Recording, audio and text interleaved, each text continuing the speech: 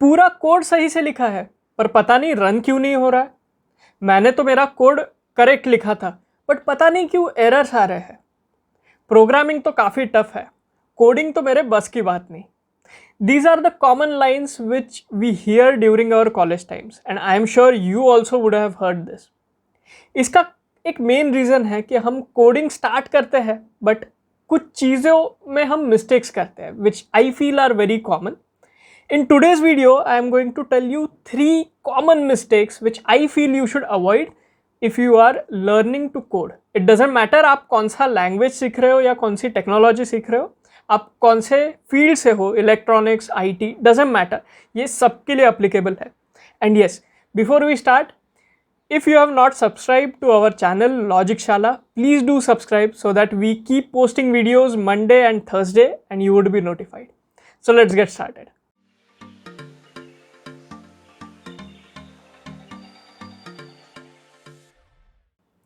Mistake number 1 you all should avoid is to run the code all at once. Now, what generally happens is we get a problem statement and we write the complete code और फिर हम compile या run button दबाते हैं या command line से execute करते हैं उस particular कोड को। Now, एक तो आपका कोड run होता है correctly, but most of the time you do not get the expected output. तो दो चीज़ें होती है उसमें, एक तो आपको errors मिलते हैं थ्रू योर कंपाइलर और whatever program you are running with, या फिर अगर आपके लॉजिक में कुछ प्रॉब्लम होगा तो you don't get the error but still आपका एक्सपेक्टेड आउटपुट नहीं आ रहा है। Now this is the time where everyone जो स्टार्ट कर रहा है coding gets confused. But let me tell you, if you talk to any industry person he would tell कि it doesn't matter whether you can code or not, it matters whether you can debug or not. तो हम गलती क्या कर रहे हैं? गलती एक सिंपल चीज़ में हो रही है that we are trying to run the code all at once. तो I can give a analogy कि it is as good as अगर आप कार मैन्युफैक्चर कर रहे हो तो you are trying to test the car completely at the end, directly on the road. ऐसा कभी नहीं करोगे, right? You would always check it in steps.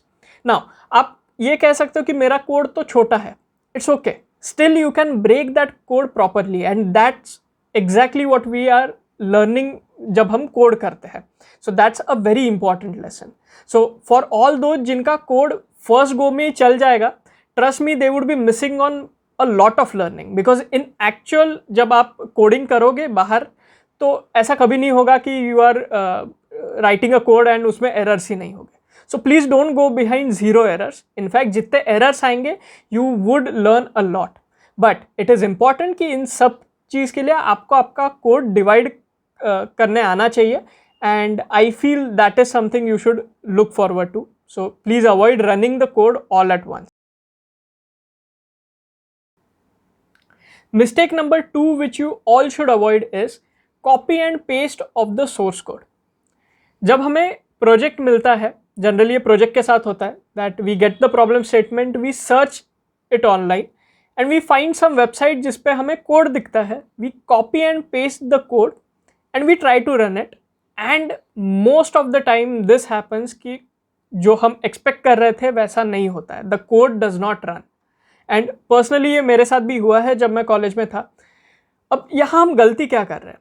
so, मैं ये नहीं कह रहा कि आपने कोड कॉपी करने चाहिए या नहीं करने चाहिए, this completely depends on your scenario.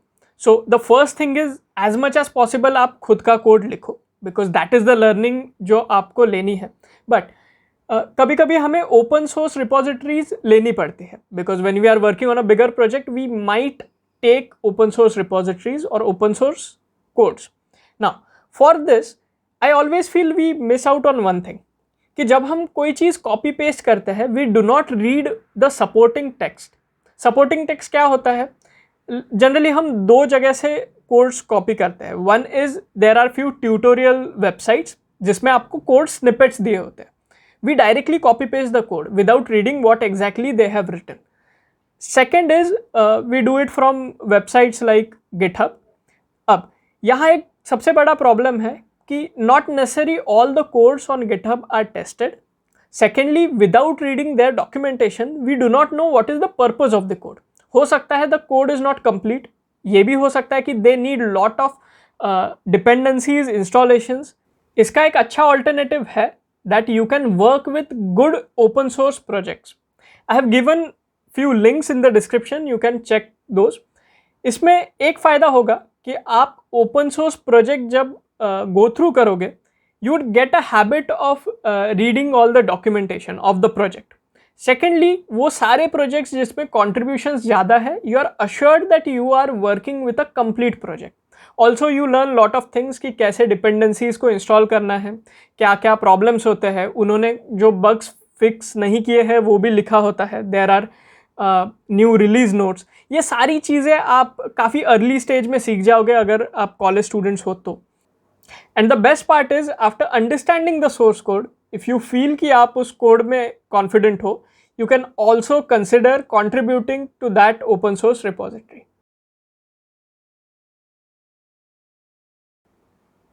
Mistake number 3 which you all should avoid is skipping the official documentation.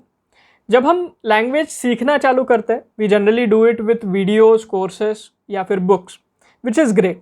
But जैसे जैसे हमारा एक्सपीरियंस बढ़ता है, how many of you have actually gone to the official website, the official documentation page and read about it?